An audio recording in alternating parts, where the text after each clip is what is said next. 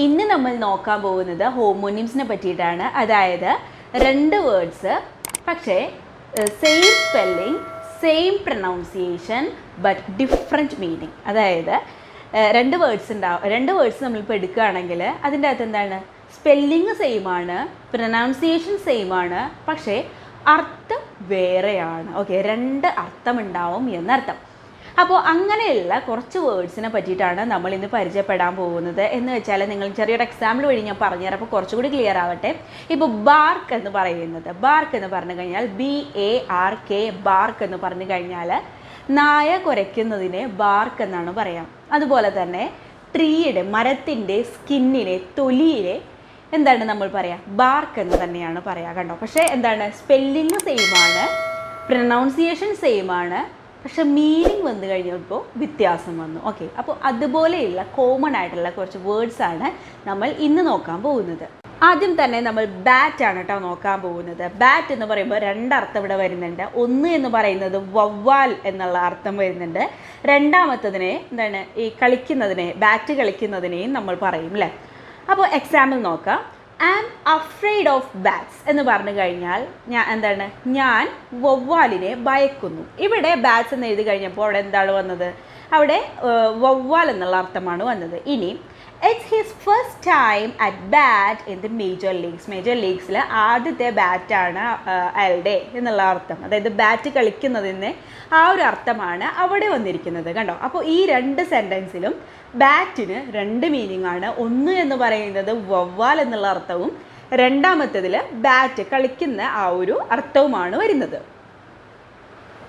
അടുത്തതായിട്ട് റൈറ്റ് എന്നുള്ള വേർഡാണ് കേട്ടോ. റൈറ്റ് എന്ന് പറഞ്ഞു കഴിഞ്ഞാൽ ശരിയെന്നും അതുപോലെ തന്നെ റൈറ്റ് എന്ന് പറഞ്ഞു കഴിഞ്ഞാൽ വലതുവശം എന്നും അർത്ഥമുണ്ട്. അപ്പോൾ എങ്ങനെ പറയാം, I am sure I am right എന്ന് പറഞ്ഞു കഴിഞ്ഞാൽ എനിക്കുറപ്പാണ് എൻ്റെ ശരിയാണ്, അല്ലെങ്കിൽ ഞാൻ പറഞ്ഞത് ശരിയാണ് എന്നുള്ള അർത്ഥമാണ് ഇവിടെ വന്നിരിക്കുന്നത്. ഇനി എന്താണ്, വലതുവശം എന്നുള്ള അർത്ഥം വരണമെങ്കിൽ take a right turn at the ഇൻ്റർസെക്ഷനിൽ നടക്ക് ചെല്ലുമ്പോൾ എന്താണ്, റൈറ്റ് ടേൺ എടുക്കണം എന്നാണ് അതിൻ്റെ ഒരു അർത്ഥം. വലതുവശം എടുക്കണം എന്നർത്ഥം. കണ്ടോ, അപ്പോൾ ഇവിടെ രണ്ട് അർത്ഥം വന്നു. ആദ്യത്തേതിൽ ശരിയെന്നും രണ്ടാമത്തതിൽ വലതുവശം എന്നും അർത്ഥം വന്നു. ഇനി ഫ്ലൈ എന്നുള്ളതാണ് കേട്ടോ. ഫ്ലൈ എന്ന് പറഞ്ഞു കഴിഞ്ഞാൽ എന്താണ്, ഈച്ച, അതുപോലെ മനസ്സിലാവും, ഈച്ച അതുപോലെ ഇൻസെക്ട്സ് എന്നുള്ള അർത്ഥം വരും. അതുപോലെ പറക്കുക എന്നുള്ള അർത്ഥവും വരും. ഫസ്റ്റ് എക്സാമ്പിൾ നോക്കാം. A fly was buzzing against the window. വിൻഡോയിൽ കിടന്ന് ഇങ്ങനെ ബസിങ് ചെയ്യാണ് ഫ്ലൈ. ഇനി വേറെ അർത്ഥം, പറക്കുക എന്നുള്ള അർത്ഥം എങ്ങനെ വരും, ലെറ്റ്സ് ഫ്ലൈ എ കൈറ്റ്. ഒരു പട്ടം നമുക്ക് പറപ്പിക്കാം. കണ്ടോ, ഇപ്പോൾ രണ്ടർത്ഥം വന്നത് കണ്ടോ. ആദ്യത്തേതിൽ ഇൻസെക്റ്റ് എന്നുള്ള അർത്ഥം, ഈച്ച എന്നുള്ള അർത്ഥവും വന്നു. രണ്ടാമത്തേതിൽ പറക്കുക എന്നുള്ള അർത്ഥവും വന്നു. നെക്സ്റ്റ് വേർഡ് പാം എന്നുള്ള വേർഡാണ് കേട്ടോ. പാം എന്ന് പറഞ്ഞു കഴിഞ്ഞാൽ കൈപ്പത്തി എന്നും അതുപോലെ തന്നെ ഓല, തെങ്ങ് എന്നുള്ള അർത്ഥം. അതായത് പന പോലെയുള്ള വൃക്ഷങ്ങളെ എല്ലാത്തിനെയും നമ്മൾ പാം എന്ന് പറയും. അപ്പോൾ നമുക്ക് എക്സാമ്പിൾ നോക്കാം. He held the bird gently in the palm of his hand. അതായത് അയാൾ കിളിയെ എന്താണ് ചെയ്തത്, അയാളുടെ ഹാൻഡിലെ കൈക്കുള്ളിൽ അല്ലെങ്കിൽ കൈപ്പത്തിയിൽ വെച്ചു എന്നർത്ഥം. അപ്പോൾ പാം എന്ന് പറഞ്ഞു കഴിഞ്ഞാൽ കൈപ്പത്തി എന്നുള്ള അർത്ഥമാണ് അവിടെ വന്നിരിക്കുന്നത്. ഇനി the coconut palm is a native of Malaysia. മലേഷ്യയുടെ നേറ്റീവായിട്ടുള്ള വൃക്ഷമാണ് എന്ത്, കോക്കനട്ട് പാം എന്ന് പറയുന്നത്. അതായത് കോക്കനട്ട് വൃക്ഷം എന്ന് പറയുന്നത്. ഓക്കെ, ഇനി അടുത്തത് ബാൻഡ് ആണ് കേട്ടോ. ബാൻഡ് എന്ന് പറയുമ്പോൾ ഒന്ന് നമ്മൾ ഈ ഒരു വാദ്യമേളക്കാരെ നമ്മൾ ബാൻഡ് എന്ന് പറയും. അതുപോലെ തന്നെ നമ്മൾ എന്താണ്, ഇപ്പോൾ ഹെയറൊക്കെ കെട്ടാൻ വേണ്ടി ഉപയോഗിക്കുന്നത് ബാൻഡ് അല്ലേ. ഇത് ലേഡീസിന് പെട്ടെന്ന് മനസ്സിലാവും. നമ്മളെന്താണ്, ബാൻഡ് ഇട്ടാണ് നമ്മുടെ ഹെയറൊക്കെ കെട്ടിവെക്കുന്നത്. അപ്പോൾ രണ്ട് രീതിയിൽ ഈ ഒരു അർത്ഥം വരാം. നമുക്ക് നോക്കാം. The bands playing old Beatle song. അതായത് ബാൻഡ്സ് എന്താണ്, വാദ്യമേളക്കാർ ഓൾഡ് ബീറ്റിൽ സോങ്സ് പ്ലേ ചെയ്യുകയാണ്. ഇനി she always ties her hair back in a band. അതായത് അവൾ എപ്പോഴും അവളുടെ മുടി എന്ത് ചെയ്യും, ബാൻഡ് ഇട്ട് ബാക്കിൽ കെട്ടിവെക്കും. അപ്പോൾ എന്താണ്, അവിടെ ബാൻഡ് എന്ന് മുടി കെട്ടുന്ന ഒരു തിങ്ങിന് നമ്മൾ എന്താണ് ബാൻഡ് എന്ന് വിളിച്ചു. അപ്പോൾ 2 അർത്ഥം ഇവിടെ വന്നു. അടുത്തതായിട്ട് ലെറ്റർ ആണ് കേട്ടോ. ലെറ്റർ എന്ന് പറയുമ്പോൾ കത്ത് എന്നും അതുപോലെ തന്നെ ലെറ്ററിന് ആൽഫബറ്റിനെയും നമ്മൾ ലെറ്റർ എന്ന് തന്നെ പറയും. ഫോർ എക്സാമ്പിൾ നോക്കാം. There is a letter for you. നിനക്ക് ഒരു ലെറ്റർ ഉണ്ട്, അതായത് ഒരു കത്തുണ്ട്. ഇനി B is a second letter of the alphabet. ആൽഫബറ്റിലെ 2ാമത്തെ അക്ഷരമാണ് ബി എന്ന് പറയുന്നത്. അപ്പോൾ ലെറ്ററിന് എന്തൊക്കെ അർത്ഥം വന്നു? കത്ത് എന്നും അക്ഷരം എന്നും അർത്ഥം വന്നു. ഇനി അടുത്തത് പാർക്കാണ് കേട്ടോ. പാർക്ക് എന്ന് പറഞ്ഞു കഴിഞ്ഞാൽ എന്താണ്?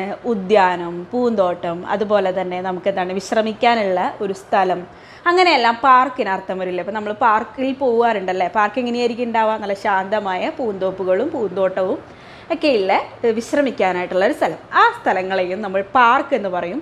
അതുപോലെ തന്നെ നമ്മൾ വണ്ടി കൊണ്ടിടാനുള്ള ആ ഒരു സ്ഥലത്തെ, ആ ഒരു താവളത്തെയും നമ്മൾ പാർക്ക് എന്ന് പറയും. പാർക്കിംഗ് ഏരിയ എന്നൊക്കെ പറയില്ലേ. അപ്പോൾ 2 അർത്ഥമാണ് അവിടെ വരുന്നത്. For example, we went for a walk in the park. അതായത് ഞങ്ങൾ പാർക്കിൽ ഒന്ന് നടക്കാനായിട്ട് പോയിരുന്നു. The tennis court is some time used as a car park. അതായത് ടെന്നീസ് കോർട്ട് ഇടയ്ക്കൊക്കെ കാർ പാർക്കിന് വേണ്ടിയിട്ട് ഉപയോഗിക്കാറുണ്ട്. അപ്പോൾ അടുത്തത് ക്യാൻ എന്നുള്ളതാണ്. ക്യാൻ എന്ന് പറഞ്ഞു കഴിഞ്ഞാൽ ഗ്രാമാറ്റിക്കലി നമ്മൾ ഉപയോഗിക്കും. അതുപോലെ തന്നെ ഇപ്പം നമ്മൾ എന്താണ് പെപ്സി, കൊക്കോകോലയൊക്കെ വാങ്ങുമ്പോൾ ജസ്റ്റ് ക്യാനിൽ വാങ്ങില്ലേ, അതുപോലെ ക്യാൻ എന്നും നമ്മൾ ഉപയോഗിക്കും. For example, Gabriella can speak French fluently. അതായത് ഗബ്രിയല്ലയ്ക്ക് നല്ല ഫ്ലുവൻ്റ് ആയിട്ട് ഫ്രഞ്ച് സംസാരിക്കാൻ പറ്റും, അല്ലെങ്കിൽ ഫ്രഞ്ച് സംസാരിക്കാൻ കഴിയും. We drank a can of Pepsi. അതായത് ഞങ്ങൾ ഒരു ക്യാൻ പെപ്സി കുടിച്ചു.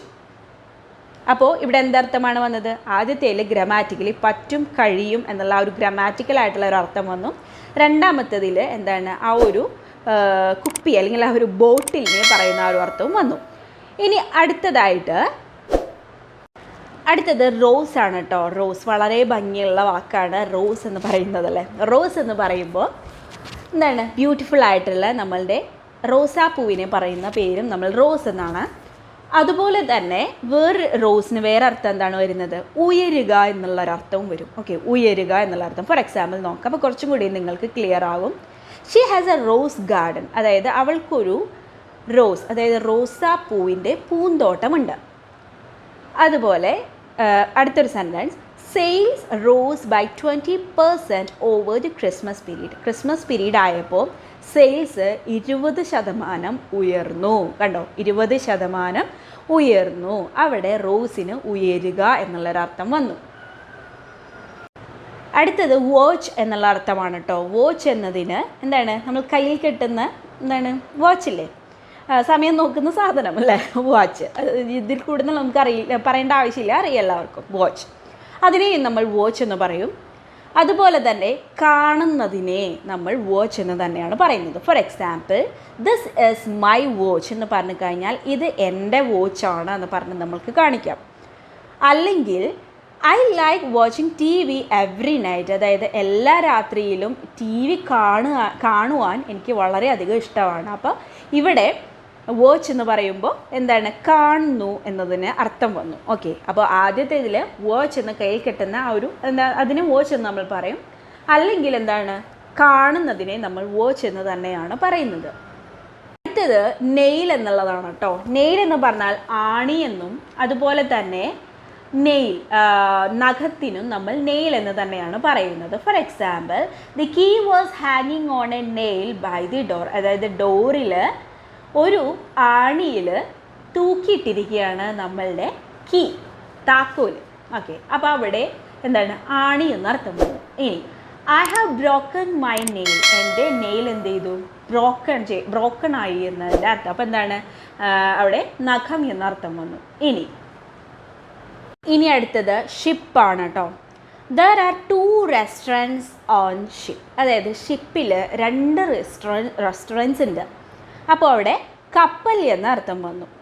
ഇനി A new engine was shipped over from the US. അതായത് US നിന്ന് ഒരു ന്യൂ എൻജിൻ ഷിപ്പ് ചെയ്തിട്ടുണ്ട്. ഷിപ്പ് ചെയ്യുക എന്ന് പറയുമ്പോൾ ഇങ്ങോട്ട് കയറ്റി അയക്കുക എന്നുള്ള അർത്ഥം കൂടെ വന്നു. കടൽ മാർഗത്തിലൂടെ ഒരു പ്രൊഡക്റ്റ് ഇങ്ങോട്ട് വരുന്നതിനെയും എക്സ്പോർട്ട് ഇമ്പോർട്ട് ചെയ്യുന്നതിനെയെല്ലാം നമ്മൾ ഷിപ്ഡ് എന്ന് പറയും കേട്ടോ. അപ്പോൾ എങ്ങനെ പറയാം?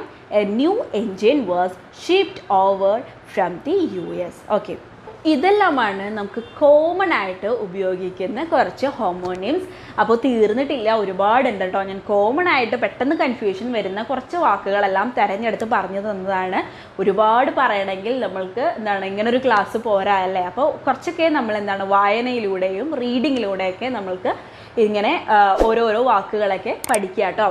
അപ്പോൾ ഈ ഒരു വീഡിയോ നിങ്ങൾക്ക് ഹെൽപ്ഫുള്ളായി എന്ന് വിചാരിക്കുന്നു.